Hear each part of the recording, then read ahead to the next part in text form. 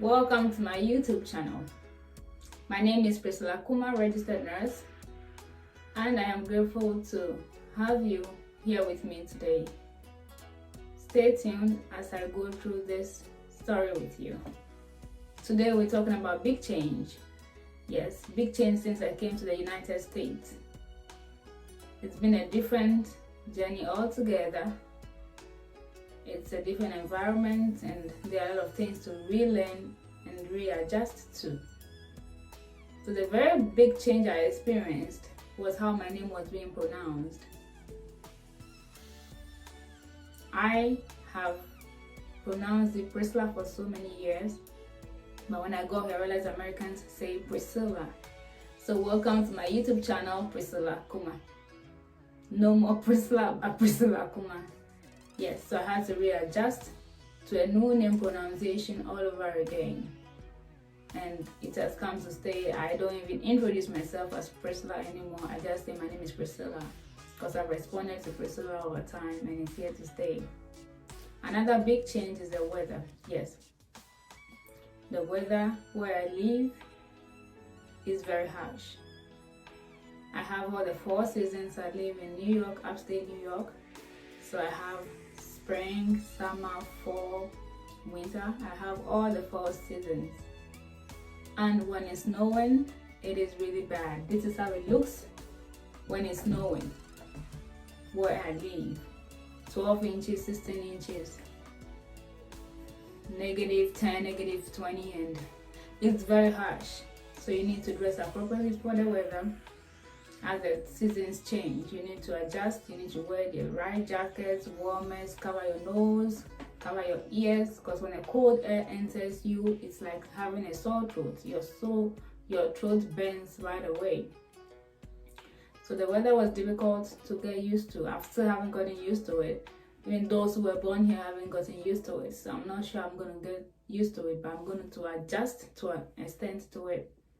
Yes, I'm a very cold person. I'm always very cold, so I really suffer when it's winter time. You can imagine. So yesterday I had my braces re-tightened, so I had a little bit of sore. My teeth are all numb. I can't chew anything for now, and it's affecting my speech. Hope you don't mind. And I have a freestyle hair going on here. Just something crazy for you guys to like, and I hope you like it. It's a bad hair day. Good hair day. I'm just rocking it anyhow I want to be. Another big change is the accent. We realize when people travel abroad, when they return, they sound differently and we tend to laugh at them. We call them locally acquired foreign accents because we think they are faking it. I have come to accept that they are not faking it. You try to sound better for them to understand you. So in doing that, you end up sounding like them to an extent, because when you want to say something like opportunity, they don't get you, so you rather go like opportunity. If you do that for some time, it comes to stay with you and unconsciously it just comes. I am not able to pronounce T anymore, believe it or not. It just comes out like opportunity, identity, and it's not like I'm faking it, but it just comes out unconsciously. It just comes to stay. So now I get to know that those who used to laugh at and tease them like they just travel for 2 weeks or 3 weeks and they come back with foreign accents. No, it's because they want to be understood, so they did it and it has come to stay. So when you get back home and you start talking to your colleagues over time, then it goes away. But when you re-travel and interact with people who don't sound like you end up trying to sound like them for clarity's sake, for them to get you. There I go again, clarity instead of clarity, you know. So it's not that they're faking it. Then another big change is you learn to teach yourself certain things. Back home, you have all the services available. You have the salon, you have cousins helping you babysit, you have aunties passing by, people bringing you soup when you're sick and all that. But here, even if you can afford it, no, you have to do everything by yourself. You make your own food, you do your own cleaning. You don't have a house help staying with you in your house where by the end of the month you pay them something. No, you are even afraid to open your door to a stranger. So even if you employ someone's service, you rather take your child to a daycare than let the person come babysit in your home whilst you are out there in a 12-hour, 6-hour job. So though you can afford a house help, you don't have that here. Back home, you have a house help, you have a chauffeur, you have all this at your service. No, it doesn't work that way. It's strictly individualistic. It's just you and your family, you, your partner, your children in the house. And it's different. So if you are used to people doing stuff for you, people cleaning for you and doing all that, you will find it difficult to readjust because you would have to go down and do all these things by yourself. That's when people tend to break because they are not used to doing it. Now I do my own hair. This I braided it myself, and I braided it and it's looking this fluffy. But you find your strength, you discover your strength, you realize I could do this. You tend to sew by yourself because to take it to somebody to sew, for an African to sew for you is going to charge you a lot of money. So you just buy the machine, go on YouTube. That's why these YouTube videos are very helpful. You just watch how it's being done. You practice a couple times, then you are good to go. You rather sew it and wear it some way than go to somebody who will charge you a couple bucks, you know. So you wash your hair and do the basic stuff in the house unless you really have to do something beyond you before you go to a salon to get it done. So you discover your strength, and the skills you had that you never knew you had, it will come up. You'll be thinking very fast. Your mind will be working beyond itself. You learn to improvise. You will learn to improvise a lot of things. The other day I had to use eggplant. We have the purple one and the white ones. I had to use the eggplant as a garden egg for my okra soup. You know, you won't go looking for garden egg because it's going to be difficult to find it. So if you have an eggplant, why not use it, you know? So you tend to improvise. Some of the leaves here are not the leaf you use for your okra, but when you see them, it's green, it looks like it's going to be slimy. You buy it, then you use it. So you improvise a lot of things just for survival's sake. So it makes you stronger. You build your strength and you appreciate life better. You appreciate life better in terms of you see certain people's situation and you're like, oh, this is why this is happening, or this is why this is this way. We have the notion America is the land of honey and milk, it flows everywhere, but there are so many people on the streets and it has nothing to do with color. You see a white man on the street, you see a black person on the street, a brown person on the streets. It's easy to lose your home in a minute. So not everybody has a place to put their head, and it's America. But these things, we hear them as stories, but it's different when you see it, you conceptualize it, and you experience it. Then you appreciate life better. You be thankful for what you have, see life in a different light. Another big change is time consciousness. You need to be on time for everything. Everything demands being time conscious. If you have an appointment at your doctor's office, you want to be there at least 15 minutes before the time. Anything after that, you will not be seen. You will have to be rescheduled. And that's going to be like 3 months away. If you have to pick somebody up at the airport, you have to be there before their arrival. If you have a board meeting, if you have to be at work, you have to be there 15 to 30 minutes before time.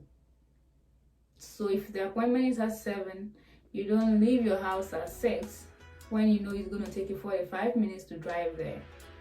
You want to leave a little bit earlier. You factor in the traffic time, how long it's going to take you to get there, and how long it's going to take you to wait.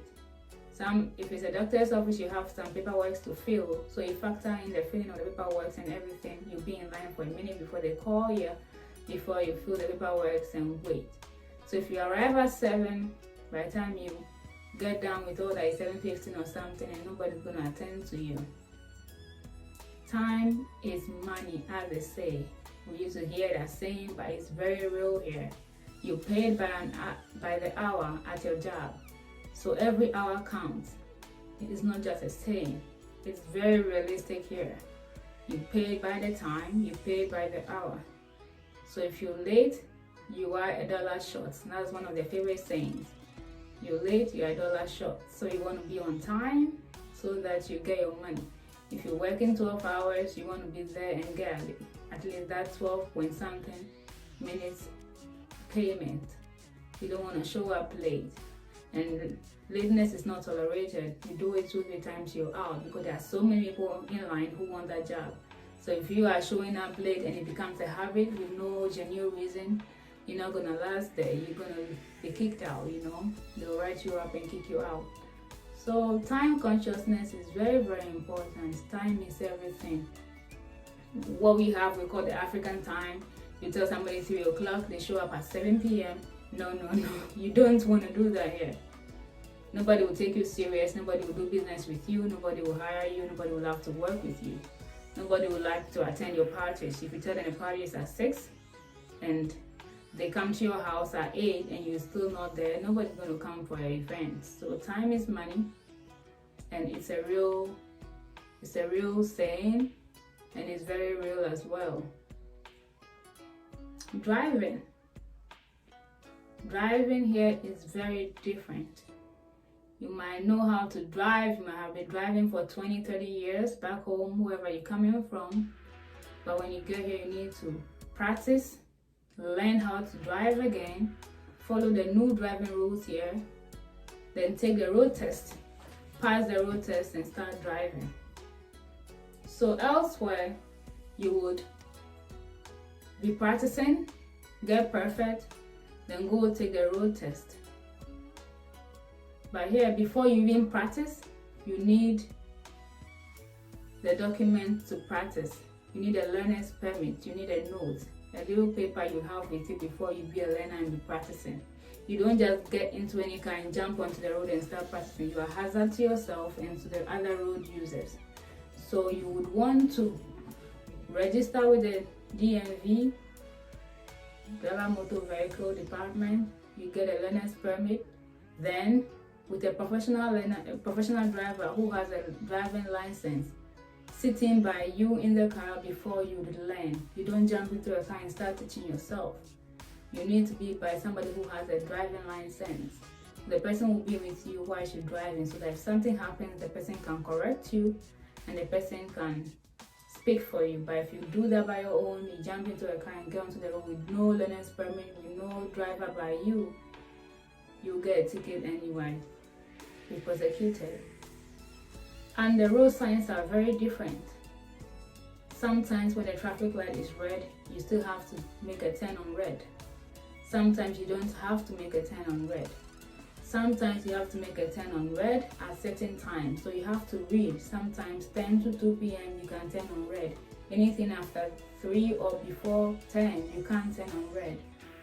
Sometimes you see an oncoming car, as if the two cars are going to collide. No, they are making a left turn and you are making a right turn. You're going to slide by each other. So those driving techniques look different. So you need to know the stop signs, how to stop in front of a rail line, how to stop behind a school bus when the stop sign pops up, and all that. So all these things has nothing to do with your 20-year experience of driving back home, where we used to drive on the shoulder of the road, overtake people, cross anyhow, motors all over the place. No. You need to stay in your lane, follow what the lane is saying, read all the road signs, and abide by them. So it took me a while to get used to it, then I mastered it, and I got my driving license and began driving. That was another big change. I know people who were driving for 10 years, when they got here, they couldn't, and they still cannot do it. And I don't blame them. It's very complicated driving here, and you don't want to get a ticket when you make driving and making a mistake. Last but not the least, the gadgets, the technology. You know where you are, it's America. All the fancy new gadgets come up from here before they get anywhere they want to be. So even upon your arrival at the airport, is self-service.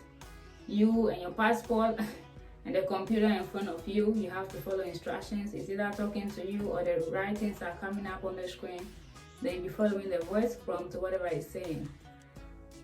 Everything here is technology. The gadgets, the dishwasher, the air fryer, the microwave, the elevator, how to use your phone to do a lot of things, phone to make phone calls, phone to pay bills, following voice prompts.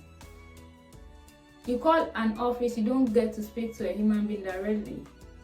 You have to follow voice prompts, do this, do this. Sometimes the machine will be answering you, then you pick options that might relate to whatever you want to do. Then at the end of it, waiting for some minutes, then you finally get to speak to a person. So you need to be on top of your game. You need to know how to use the technology, how to use the gadgets to survive. You go to the shopping mall, self-service, you use the machine to pay. If you're not able to do that, you go to a person. But if it's a long queue and there are 8 machines that are empty, you should be able to go use the machine to pay and save yourself the stress and time, you know.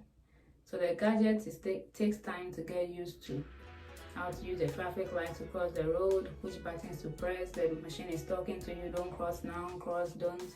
All these things you have to learn, relearn and adjust to and know how to use them. Make use of the services around you. Everything is online, you can find them. That's why now so many YouTube videos. We are all on the YouTube street, so anything you want, you can just Google how to do this, how to fix your road, how to fix your car, how to use this machine to do this.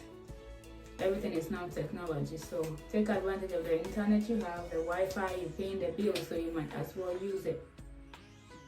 These are the few big changes I experienced, and it's been good so far, and this will help you.